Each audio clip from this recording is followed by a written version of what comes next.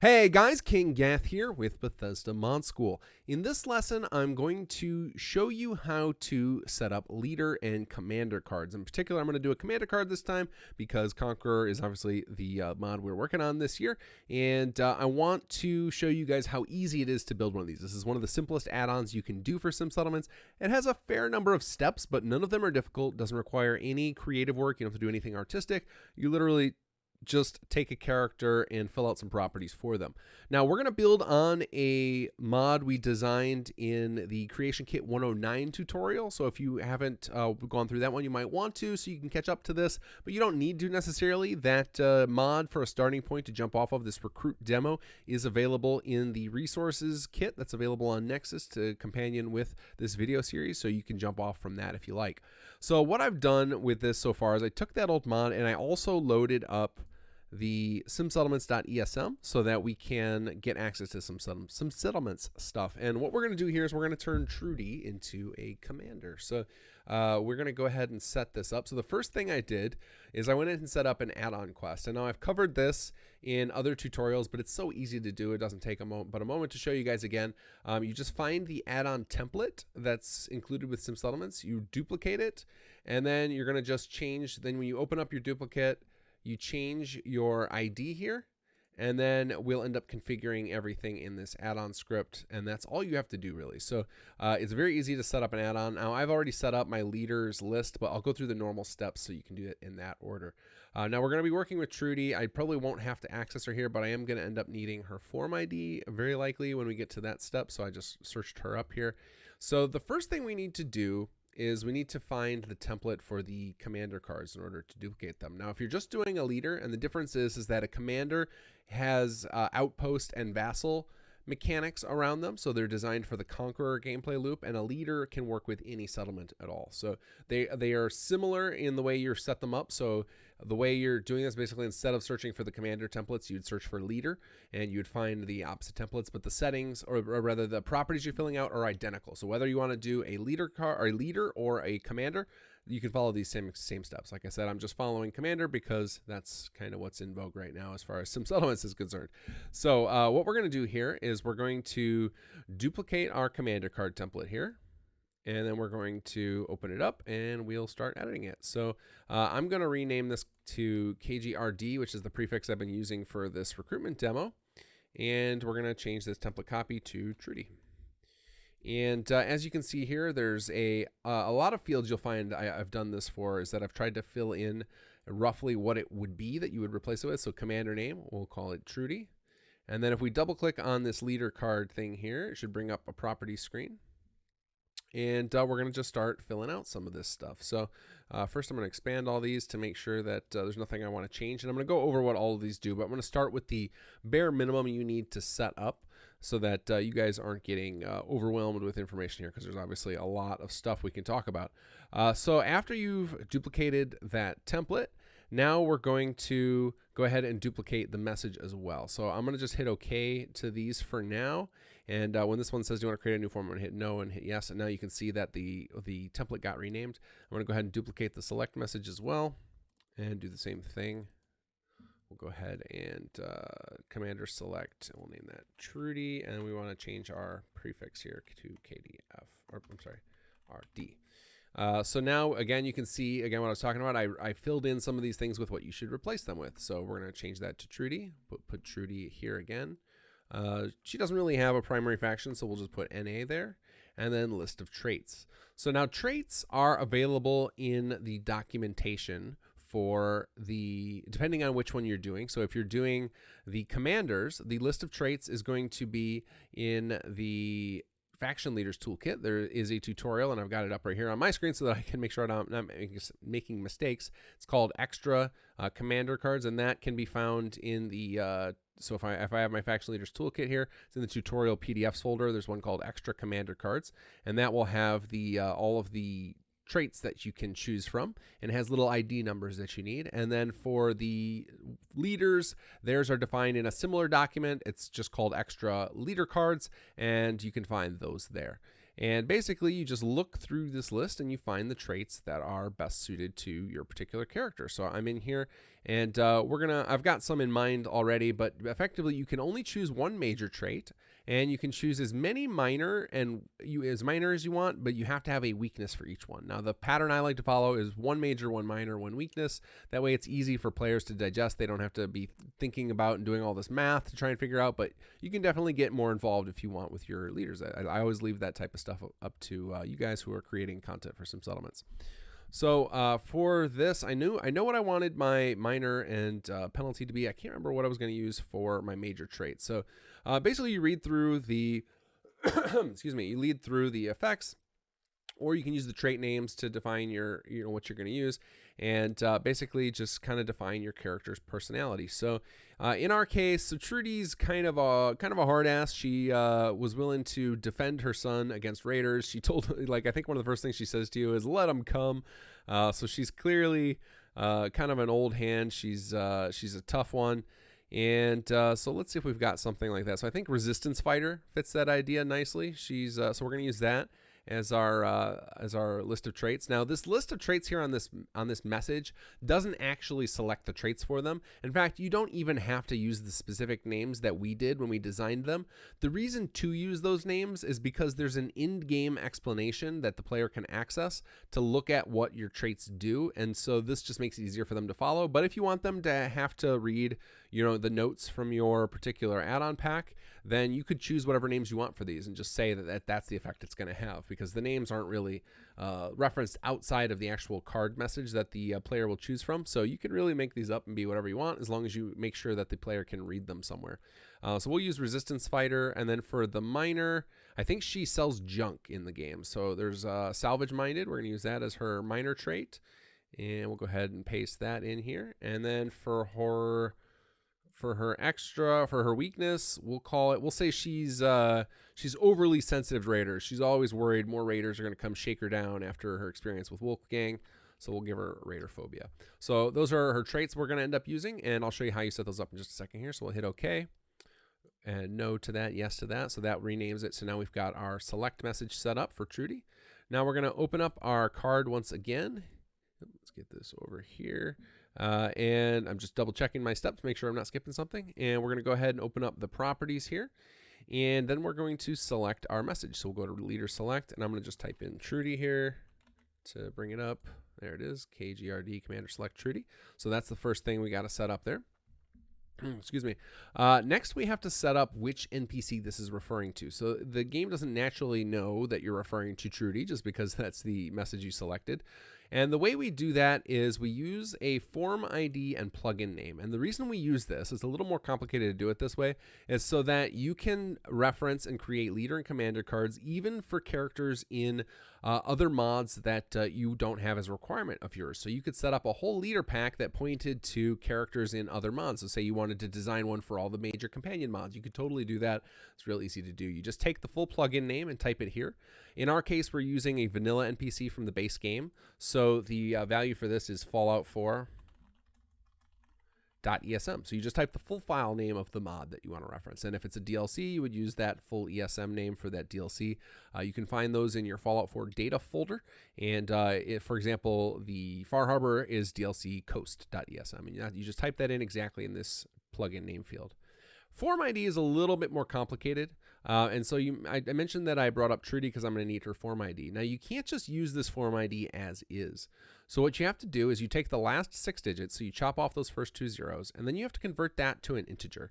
And that's really easy to do. There are plenty of these that do this. You just Google for hex to int, and you will find all sorts of converters here. And then you just type in that number. So if we type in here, what was her number?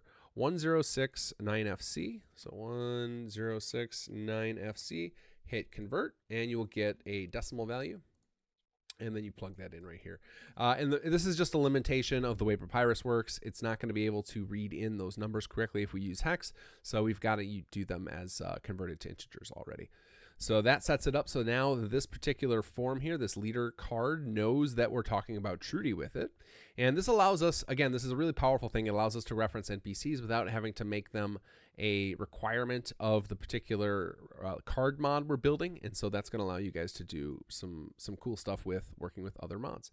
All right, so next we're going to set up our actual traits. So the first thing we're going to do is our major benefit here, and that's our major trait. And what we do is we look at that chart. So let me bring this back up. And you'll see that next to the traits, there's an ID number. That's what it's looking for there. So in our case, we decided we were going with resistance fighter, so that's 65. So we'll go ahead and type that in here. Then we'll go to our minor benefits, and we'll add a value. And as you can see, you could add as many as you want, but the game will only end up using the first X that match the number of penalties you have. So if you were to plug in 10 of these, but you only plug in 5 penalties, only the first 5 benefits would be applied. Now, I don't recommend using 10. I would probably try and limit yourself to 2 or 3, or in our case, we always do 1, but it's totally up to you. Just and like I said, there's nothing stopping you from using 10 of each. Just it's gonna cause quite the bit of chaos for players to try and figure out what the heck's going on here. So then we determined we wanted to use salvage minded, so that's 84 here. And then we'll go to our penalties, and we'll hit an add here, and we'll bring up our chart once more, and we're going to look for Raider Phobia, which is 106. And there we go. Now, if the version you have of this spreadsheet, or this PDF rather, doesn't match what you're seeing here on camera, don't worry about it. We will periodically add more traits excuse me, into the game. And if you were using the leader one, it will have a similar chart with these numbers that you can use as well. So that sets up our major, minor, and penalties. And now we're basically done here as far as defining the commander card. There are a lot of other fields, and I'll go over those just for the sake of explaining what those all like to do. But for the most part, this is what you would be doing. And then you would go ahead and set this up in your add-on pack, which I have shown in another tutorial, but I'll show it again because it doesn't take long. So let's go over some of these fields we skipped. So just know that what we did there, that's the basics you would do to set up a leader card. And you're basically done there. But if you want to know what some of these other fields do, so here we've got preferred flag, form ID and plugin. This is following a similar pattern to the actual leader, where you're giving the integer form ID and the plugin name where the flag is coming from. And this is referring to what's called a dynamic flag. These are special flags in some settlements, and you've probably seen them if you've used martial plots. They fly over the martial plot, and you can quickly change all of the martial plot ones in your settlement from your desk. There are also buildable ones you can do in workshop mode in the Sim Settlements submenu that also change and react to changing the flag on your desk. And so that's what this is referring to, is you can set up the leader so that they will default set up a particular flag from that list of dynamic flags. Now, the reason this is done as Form ID plugin is because there are a lot of add-on packs that add dynamic flags that maybe you want to use. For example, there's the World Flags mod, which adds something like 300 different flags. Some of the add-on packs add some that are faction specific. So there's a good reason to want to do it this way. So if you want to make your leader set up a flag automatically for themselves, you can set that up here. Allowed settlements allows you to limit which settlements a particular leader is usable at. So that can be sometimes useful. We've used it for things like making sure the overseer from Vault 88, Vault 81, I can't remember which one is which. I think it's 88. From the Vault Tech DLC can only be used at that particular settlement. And this, once again, follows the same pattern of plugin and form ID.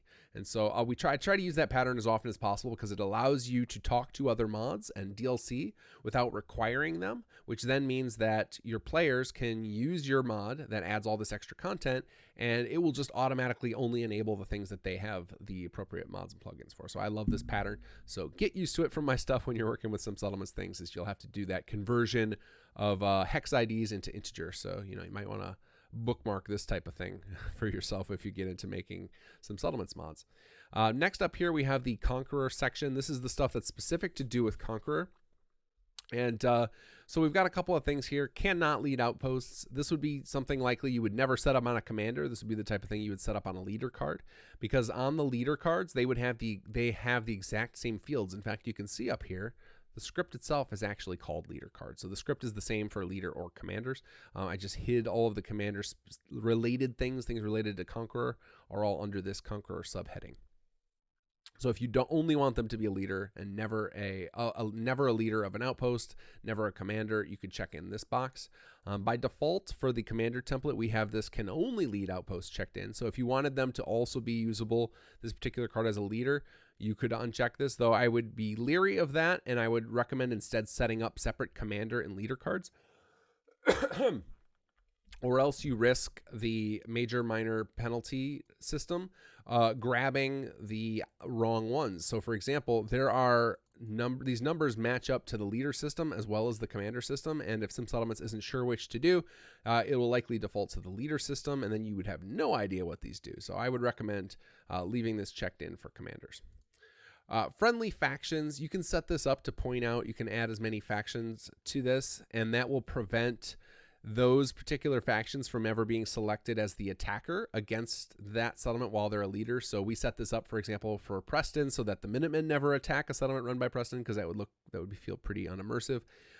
You can also limit this so that your particular leader can only be leading if a particular faction controls it. So for example, let's say you wanted to set up something for Paladin Dance so that they could only operate Brotherhood settlements. You could definitely set that up. Same thing in the opposite direction with prevent factions, is you could prevent a particular NPC from leading a faction run settlement. So for example, in Conqueror, we have the Deacon commander card set up so that he can't operate a settlement that's controlled by the Institute, because that would just be super immersion breaking. Primary faction, this is right now is just used by a couple of things. It is used, and I'll bring up the commander card tutorial again here.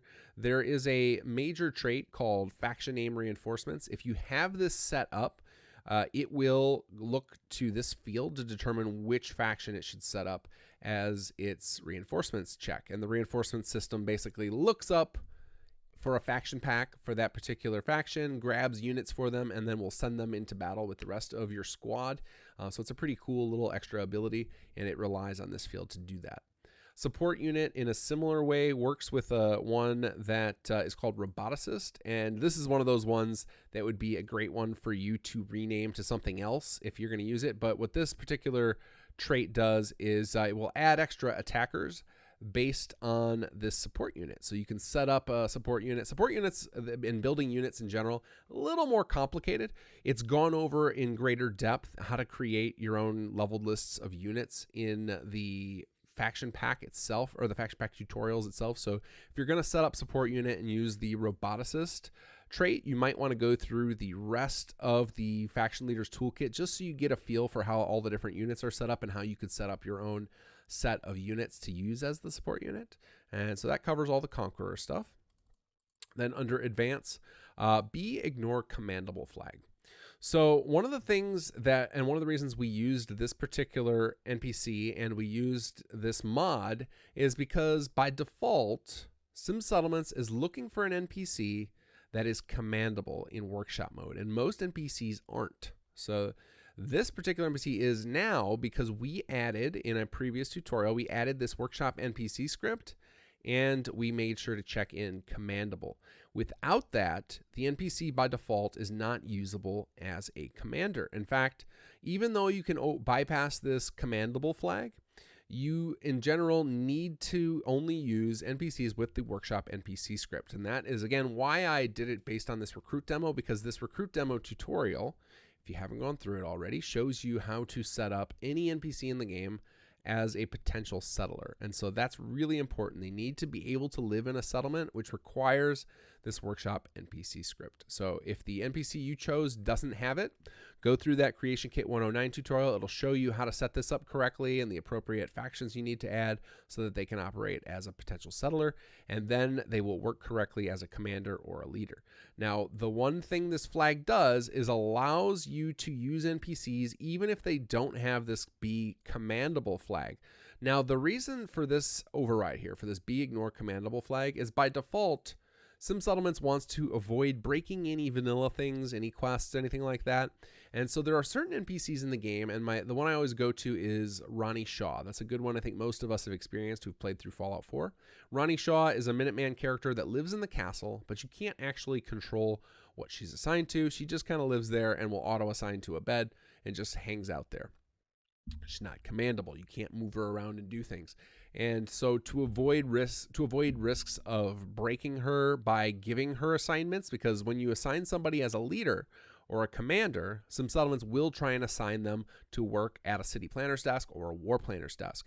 And so basically we're overriding that commander or that commandable flag, and it might cause some trouble with various quest activity. There's no guarantee it will, there's no guarantee it won't. So I just opt to go on the safe side and say, all right, if they don't have the commandable flag, we probably shouldn't mess with their assignment, and that means we don't want to make them a leader.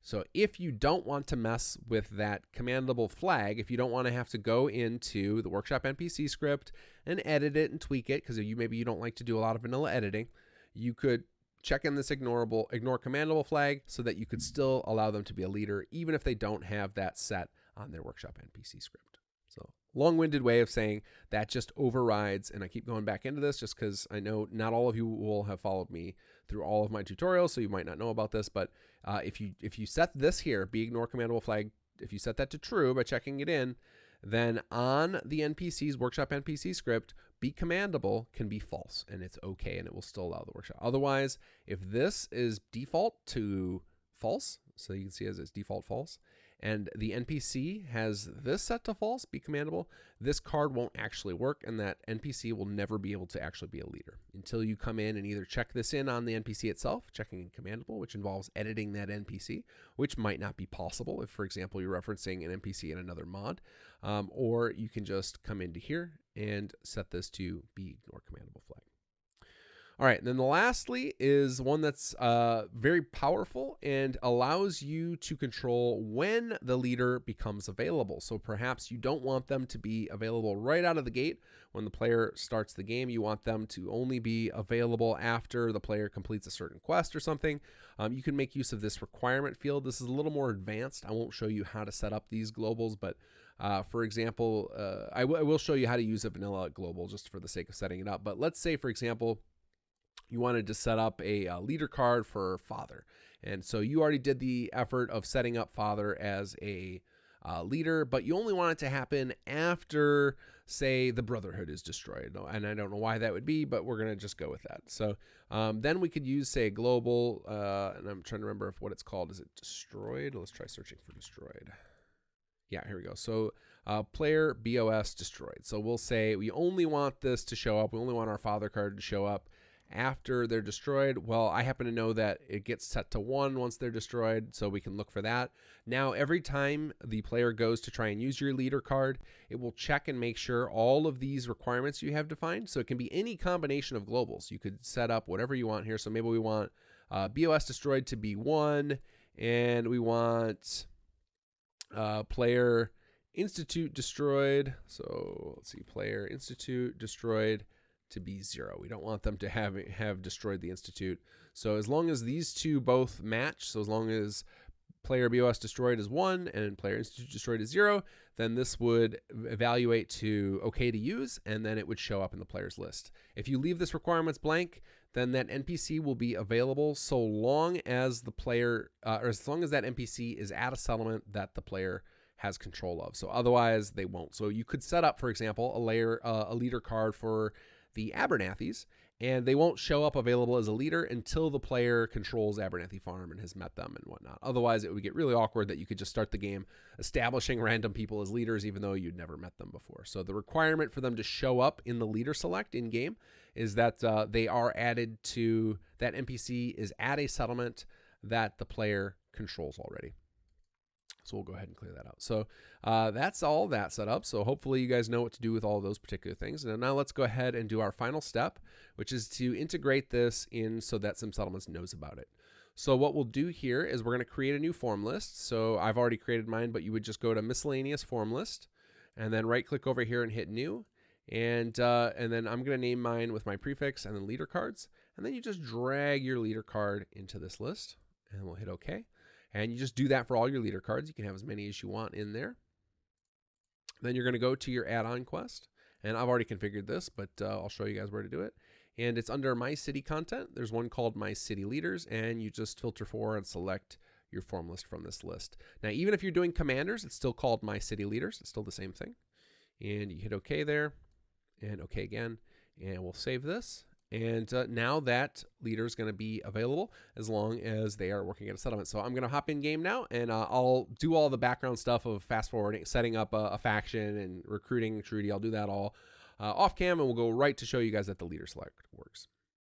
All right, so we're in game. I went ahead and set everything up. I've got myself an outpost here. I went and recruited Trudy. And you can see I've got 2 desks here because I want to show you how to test on both of them. But once you've got your NPCs set up, and they don't even have to be at the actual settlement that you want to build, they just have to be at a settlement that you control. So for example, I sent Trudy to Red Rocket just as a proof of concept here. So you can see if I go into workshop mode, there's nobody living here right now. So as long as that NPC is at some sort of settlement that you're in control of, when you go to, for the commanders, you're going to go to Manage Empire on the map, and then hit Assign Commander. Now keep in mind that before you get this menu here, you do need to establish an outpost. So you can't just do this when you're testing. You can't just do this dynamically. So the easiest way to do it is to grab one of the Liberator factions that doesn't have any requirements on it. So something like Ruined Worlds, the Scavers, or the Minutemen one of those are a great one to test with, because Liberators can take over any settlement, whereas the Conqueror settlement, so for example, or the Conqueror faction, so for example, I'm testing here with VFX's Super Mutants one, it does require that your settlement has no NPCs in it before you establish, and to establish, you just go into workshop mode, build yourself a War Planner's desk, and an option will present itself. If you didn't follow the option or it didn't come up yet, it could be that the faction pack hasn't finished registering yet. It can take a minute or two for that to occur. Then you just come back to this Manage Empire button on the map, and it will offer you a list of factions so you can select one. So once you're past that and you're ready to try assigning a commander, you go to this map again, hit Assign Commander, and then it'll give you a list of your outposts. In this case, we only have the one, so we'll go ahead and select that. And then we will find here that it shows our leader card. So you can see this is the same kind of setup that we had in the creation kit. We did the NA for the faction. We put the list of the traits right there. And then basically you would hit the Make Commander and you're done. Now, if you had multiple commanders set up here, when you hit next, it would cycle through them. The explanation, this is the thing I was talking about that's available in-game where they can get a list. And this, the first time you hit this, it'll explain what these commander traits are. But you'll see that in alphabetical order here, it lists all the different traits. So if you were to change the name, then it wouldn't be, yours wouldn't be in this list, because this list is defined in some settlements. So you want to make sure that if you change the name, that you reference in some way of where the player can learn how yours specifically works, whether it is on your mod page, or maybe you set up your own pop-up message of some sort somewhere else that comes up, but just find a way to make sure that the player knows what exactly yours does. So we'll go back to there. Oops, and I jumped the gun there. That after you leave the explanation, after a few seconds, this message will pop back up. But we can go ahead and hit Make Commander, and Trudy is now the leader of Sanctuary Hills. So let's see. And then by default, you will get the option to tear down a settlement, because a commander is considered a leader as well. So it will automatically offer to build a city plan there. We're going to say no to that. And as you can see, the Empire menu came back up here, and you can see Sanctuary Hills is commanded by Trudy, running the Super Mutant faction, because why wouldn't Trudy do that? Now, if you set up a leader card instead, if you went and looked up, set up the appropriate things for a leader, you would instead go to the City Plan Manage, and then go to Change City Leader. And then you would get a list. And so unlike the Empire map, which lets you select your settlement first, for City Plan, for the City Leader, you only select for the current settlement you're standing in. There are currently no leaders available to run the settlement. You need to make some more allies, and that's because I don't have any others unlocked. Also, because Trudy is flagged with that particular card, I have that set up as a commander only, as you guys saw. And so she's only going to show up under the War Planners list, even though when we go here, it says led by Trudy. Because the leader and commander system is effectively the same, both of the desks messages will read it the same way. So that's a little bit confusing, but just know that which one you set it up on. If you set it up on this desk, it's going to use the leader chart trait from the Builder's Toolkit. If you set it up from this desk, it's going to use the commander trait list from the faction leaders toolkit. So they're effectively the same systems. They use the same templates, or rather the same scripts to set up those objects, those miscellaneous object template that we duplicated. And just the desk the player uses determines which one of those end up getting used. And if you find that yours is not showing up, there are two things that can cause this. One is if you have a ton of add-on packs installed when you're testing, this can cause a lot of lag before everything is available. So I would recommend paring it down to the bare minimum number you need to test. So just the add-on packs that have the things you need. So for example, maybe pare it down to just the faction pack you're using to test with. And maybe if you have an add-on that you're using a character from. Other than that, I would disable all the others while you test this, because that'll make yours load faster. And then the other thing you can do is if you go into your log files, so if you enable your papyrus logging, which we haven't covered that yet, I'm not going to cover it right now, but you can look that up. If you enable papyrus logging, there's a log file for Sim Settlements under your documents, my games, Fallout 4, logs user, or logs script user rather. There is one for Sim Settlements, and it will say something like leader invalid or card invalid. And if you look for those, it will tell you what's going on and why you can't get your leader. But generally, it has to do with the fact that that particular NPC is not set up correctly as a workshop NPC, or they're not at a settlement that you own yet, and so you doesn't have access to them. So watch out for that. If you have additional trouble with getting these working, we have a big support network for Sim Settlements designers who are trying to create new content. Just head to our forums and ask around there, and they'll show you how you can get access to our Discord, and we can help you through that stuff. We're happy to help new mod authors create more content for Sim Settlements. So guys, I hope this was useful to you. I'd love to see some more commander packs out there. There's lots of room to explore with this. And if you need more information on this, again, check out the Faction Leaders Toolkit for commander specifics and the Builders Toolkit for leader card specifics. There's a little bit more information. I go into more depth in those written tutorials, and I always write my tutorials for absolute beginners. I never assume any knowledge, unlike these videos where I have to assume that you've gone through certain levels of tutorials. The written ones are almost always written for brand new absolute beginners.